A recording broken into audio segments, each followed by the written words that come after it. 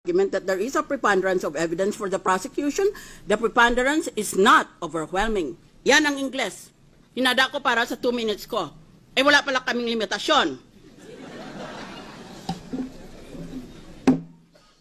Ngayon Tagalog naman at hingi na ako ng paumanhin abansi pa lang dahil kulang na kulang Tagalog ko. Unang punto. Kung matalo ang Chief Justice dito, di ang ibig sabihin pala, ang mga nananalo ay mga honest na tao. Dahil kinundina nila dahil corrupt yung taong yon.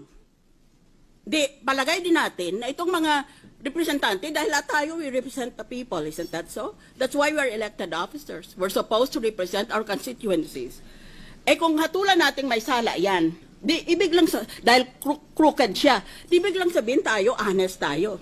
Ngayon, kung lahat pala tayo honest, o marami pala tayo sa atin ay honest. Why is the Philippines often, or if not all the time, why is the Philippines always ranked as one of the most corrupt countries in the whole world? Yan, sagutin niyo ako niyan. Nagpapakalinis kayo?